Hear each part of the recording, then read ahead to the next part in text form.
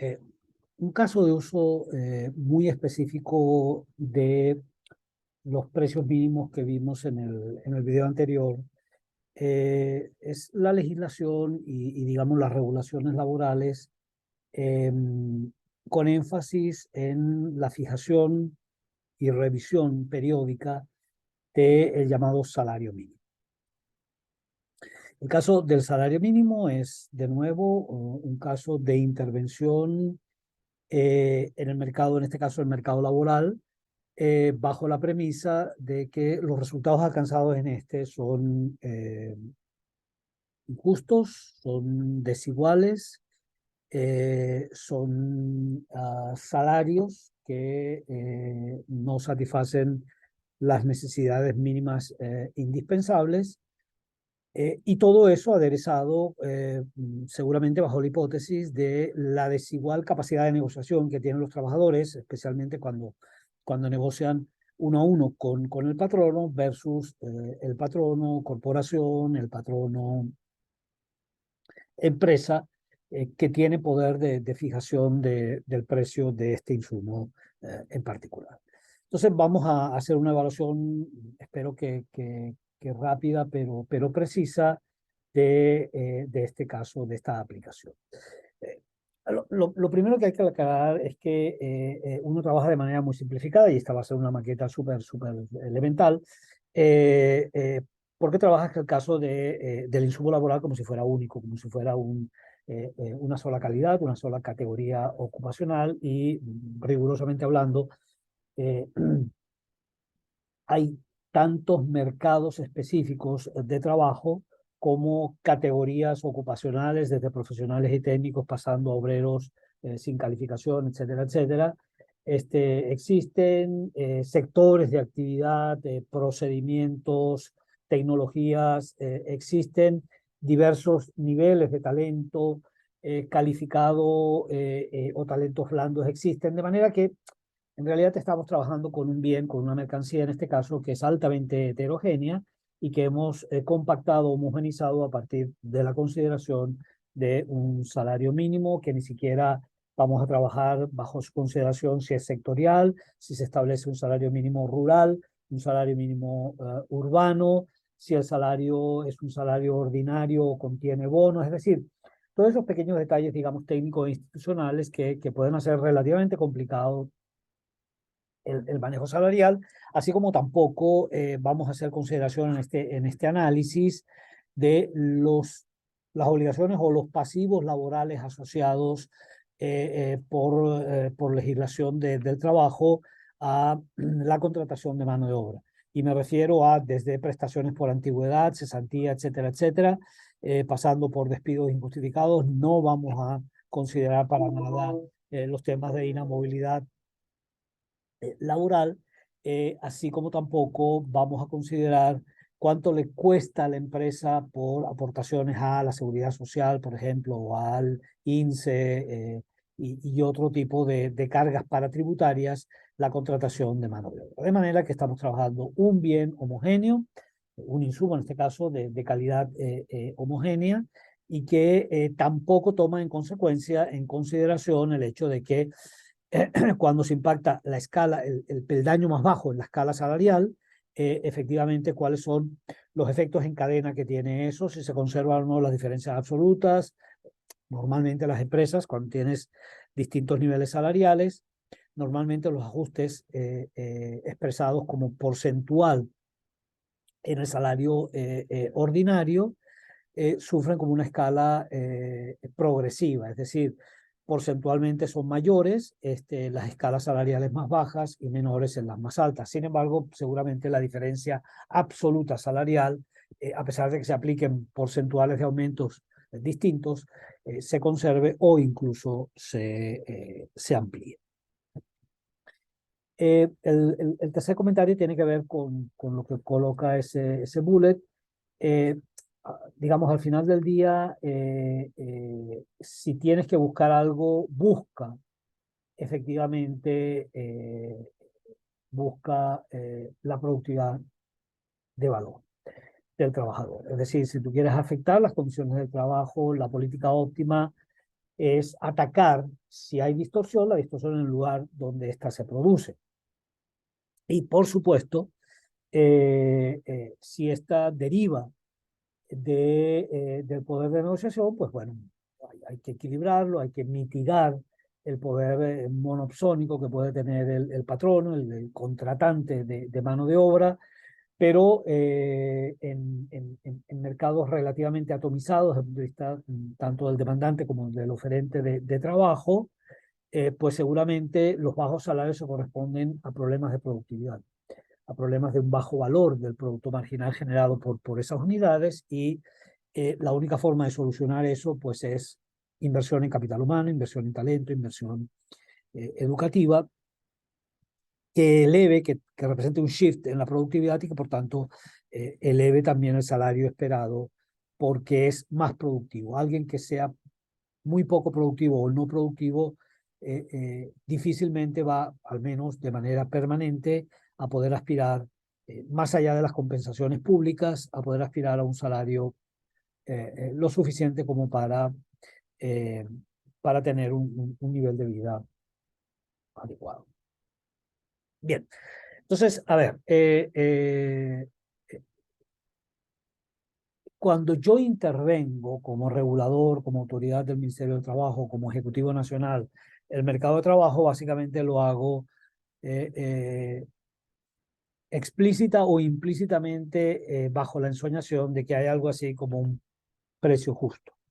un precio justo para los bienes, un precio justo para un salario justo para los trabajadores, un salario, no sé, que permite cubrir la cesta alimentaria y eso es justo, no sé, ¿por qué no incluirle todos los servicios de salud, incluyendo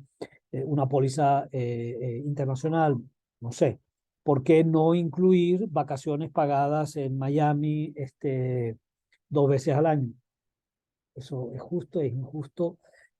Es decir, al final del día es absolutamente discrecional y seguramente fundado en criterios mucho más éticos que económicos, el al final del día considerar cuál es el nivel mínimo indispensable que debería recibir un trabajador de calificación estándar o sin calificación, y a partir de él montar, digamos, la estructura por upgrades en las calificaciones de los talentos en cuanto a las diferenciaciones salariales. En todo caso, digamos, la hipótesis fundamental es la solución de mercado no es una solución adecuada, no es una solución justa, no es una solución eficiente y por tanto tenemos que corregir lo que libremente los determinantes de ese mercado, la oferta laboral y la demanda laboral. Recordemos que quien ofrece trabajo es el propietario del trabajo, es decir, el trabajador, y la empresa que no posee trabajo es el demandante de mano de obra. Entonces, aquí, como siempre, partimos de un equilibrio sin intervención, un equilibrio de libre mercado, con, con una igualdad en el punto E entre la función de oferta dependiente positiva, digamos que supone al final del día el predominio de nuevo, o digamos una oferta que recoge la desutilidad marginal del trabajo, que recoge las decisiones de los trabajadores entre la cesta de consumo que vía salario se obtienen y el ocio, el disfrute, y si ustedes quieren la desutilidad de un proceso duro de trabajo, de levantarse disciplinadamente, de estar concentrado, digamos, en una actividad productiva por un buen número de horas, etcétera, y que, digamos, los enfoques más elementales de formación de construcción de la función de oferta de trabajo recogen. Y desde el lado de la demanda laboral, pues la demanda laboral al final del día no es otra cosa que un fragmento escalado por el precio o el ingreso marginal del bien que termina generando ese trabajador del producto marginal físico. Entonces, la demanda de trabajo refleja un segmento de la función del valor del producto marginal del trabajo. de manera tal que el salario al final del día iguala para el último trabajador contratado lo que éste aporta marginalmente a la empresa versus lo que le cuesta, digamos, esa contratación terminal o final a, el, a la firma, al patrón. El salario que se establece de esta manera, entonces, es un salario doble E de equilibrio, es un salario, digamos, de libre mercado y asociado a este, entonces, hay un volumen de ocupación que hace exactamente coincidir, sin brechas de excesos positivos o negativos, la cantidad que esos trabajadores están dispuestos a llevar al mercado versus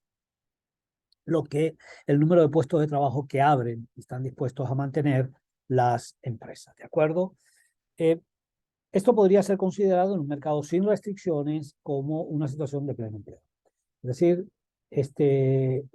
aunque no esté 100% la población económicamente activa o ocupada, se asume que de manera voluntaria a esos salarios de mercado hay gente que prefiere estar a la espera de nuevas oportunidades, que prefiere estar dentro del sistema educativo, que prefiere estar cuidando a la familia en los hogares, es decir, manteniendo un nivel de actividad nulo, de actividad laboral. ¿Okay? Por tanto, no debe ser contabilizado, es un inactivo, no debe ser contabilizado dentro de la población económicamente activa. Y puede haber una fracción, digamos,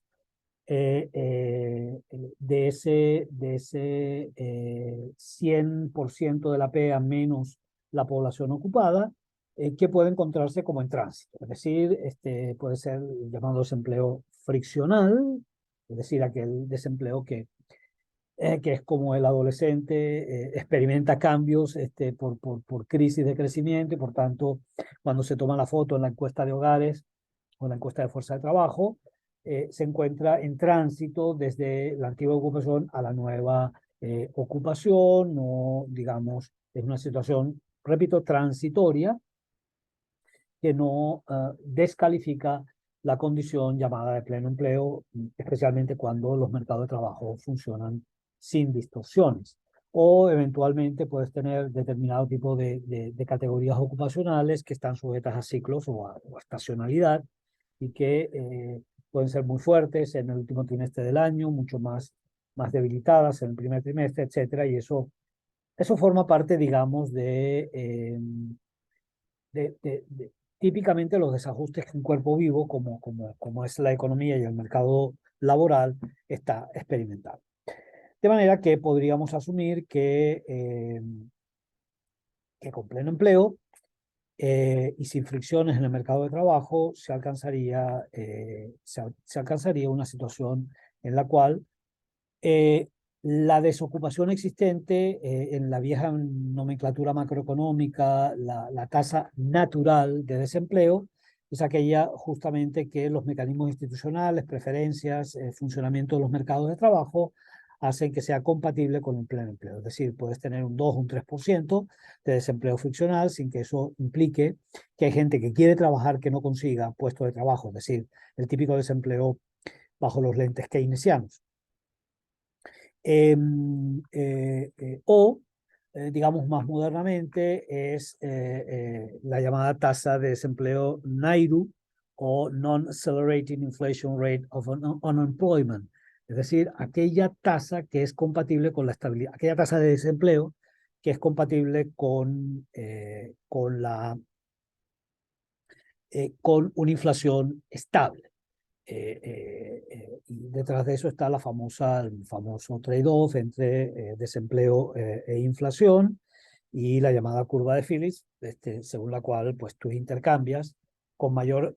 si tienes mayor actividad económica, también vas a tener, por tanto, una menor tasa de desempleo, vas a tener presiones al alza en los precios en la medida en que el mercado de trabajo se recalienta, en la medida en que alcanzas o vas alcanzando tu PIB potencial y en la medida en que generas incluso una situación de sobreempleo. Pero digamos, esta es un enfoque mucho más agregado, mucho más macro y básicamente nos interesa ver las implicaciones micro de una política micro también o pública en especial, que es la de fijación de salario. Bien, considerando entonces insatisfactorio ese nivel WE, el Estado puede tener la tentación totalitaria,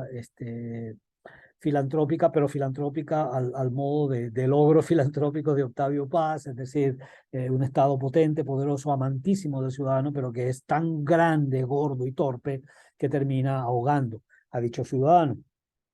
Entonces, en el ánimo, digamos, de proteger al desvalido, al menor frente a la ley o al menos apto, eh, puedes verte como regulador tentado a establecer un salario que exceda el salario del libre mercado. Y aquí lo hemos ilustrado de nuevo con, al fin y al cabo, un salario mínimo. Entonces es un precio que está por encima, por diseño, está por encima, si no, simplemente el mercado te lo garantizaría, o sería inocuo si estuviera por debajo del salario de mercado, el salario de equilibrio. Entonces, bueno, se establece un salario mínimo que excede efectivamente al salario de mercado. Entonces, básicamente aquí tenemos un conjunto de implicaciones y que tiene que ver con aspectos similares a los del el precio mínimo de garantía al productor. Primero, un exceso permanente de oferta, en este caso de oferta de trabajo. En este caso, entonces, lo que estamos diciendo es que hay muchos trabajadores buscando menos puestos de trabajo de los que están dispuestos a ocuparse voluntariamente esos trabajadores a ese salario. Y simplemente es la respuesta, pues ese salario más alto incentiva a gente que estaba inactiva a regresar al mercado de trabajo, gente que estaba subempleada o estaba en el mercado informal a colocarse en el mercado formal o amparado por la legislación salarial. Eh,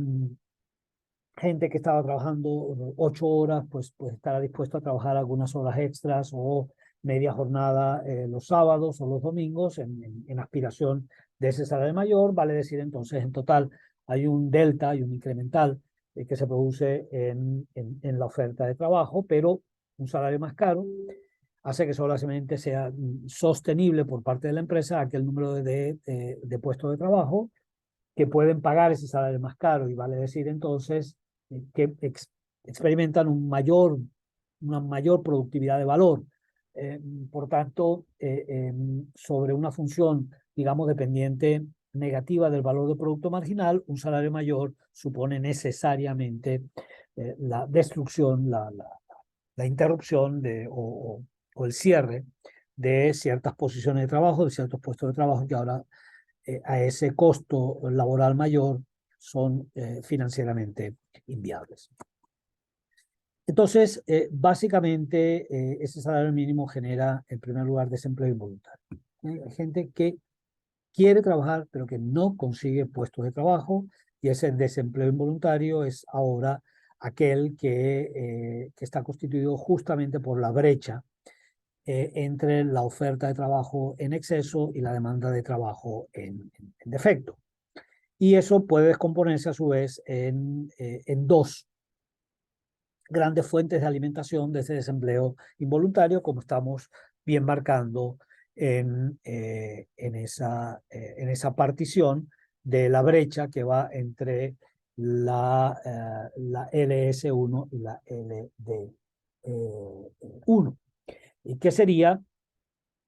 aquella fracción de trabajadores que antes se encontraban empleados y que pierden su puesto de trabajo, es decir, son despedidos, y es en la nomenclatura de los institutos de estadística y de cuentas nacionales el cesante, el que pierde su puesto de trabajo, el que es despedido. En tanto que hay otros que no tenían trabajo, pero que se incorporan al mercado de trabajo, y es esa categoría híbrida o, digamos, aluvional de BTPPP. Es decir, buscando trabajo por primera vez, simplemente. Primera vez es un eufemismo, está inactivo y ahora se torna activo. Puede ser la primera vez, si alguien es muy joven, 16 años o 17, está entrando a la universidad, pero los salarios son muy altos y el costo de oportunidad de mantenerse en el aula es a su vez también altísimo. Pues bueno, puede verse impulsado a buscar trabajo y congelar su cupo en la universidad. Entonces, eso rigurosamente sería buscando trabajo por primera vez, otro simplemente una ama de casa que se retiró por bajo salario o porque tenía unos requerimientos en el hogar particularmente exigentes y que ahora, ante ese costo de oportunidad, bueno, tiene la posibilidad de, no sé, de contratar a alguien que le ayude en el hogar con los niños pequeños y ella incorporarse al mercado de trabajo. Entonces, es esa categoría. Entonces, primero, se genera ese tipo de desempleo indeseado, involuntario. Segundo, hay trabajadores que están mejor que antes. Los que conservan el trabajo van a tener, digamos, un salario mayor que antes, porque además son más productivos que antes, porque además el capital instalado y al cual se le dota al trabajador ahora es mayor per cápita que antes, por tanto también experimenta un shift o un desplazamiento hacia afuera en su función de valor del producto marginal, de manera que esos están mejores que antes y por supuesto están percibiendo un salario mejor, un salario que alguien que antes recibía el de mercado W ahora deja de recibir el cesante y por tanto se amplía la brecha salarial porque normalmente además quienes pierden trabajo son los menos productivos, los que retienen su trabajo son los más productivos y normalmente pues por razones de edad, de género y también de etnia, puedes tener desiguales tasas de desocupación involuntaria y los más jóvenes son los que normalmente pierden el trabajo, los menos talentosos, las mujeres que tienen asociados unos costos, digamos, directos e indirectos mayores, etcétera, etcétera. Y, digamos, donde hay en economías donde hay discriminación, pues seguramente minorías discriminadas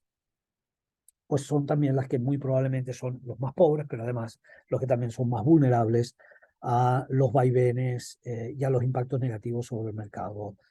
de trabajo. De manera que eso tiene efectos de redistribución regresiva de la renta, están relativamente mejores los más ricos, relativamente peores los trabajadores más pobres, y finalmente también incentiva la posibilidad de que no consiguen trabajo en el mercado formal, pues simplemente se informalicen, se autocreen empleo o ocupación o directamente acepten recibir un salario por debajo del salario mínimo, pero como tiene un riesgo incumplir la legislación laboral o la regulación salarial mínima, pues simplemente ahora es mucho más costoso por la prima de riesgo contratar y por tanto los salarios seguramente son salarios más bajos que los que previo a la medida y por tanto los salarios de equilibrio podían haberse empleado, de manera tal que seguramente se emplearán con un salario negro, un salario derivado del mercado negro de contrataciones ilegales que va a ser menor incluso que el salario de equilibrio. De manera tal que, pues ciertamente, también aquí una medida muy bien intencionada puede tener downsides, efectos indeseados negativos que terminen generando alejamientos de las soluciones eficientes desde el punto de vista paretiano y de los equilibrios de maximización del bienestar que sin intervención pudieran alcanzarse. ¿Es posible mejorar los salarios? Bueno, aquí la respuesta está en busquen a Pareto. Busquen a Pareto y busquen la intervención óptima y conseguirán la respuesta.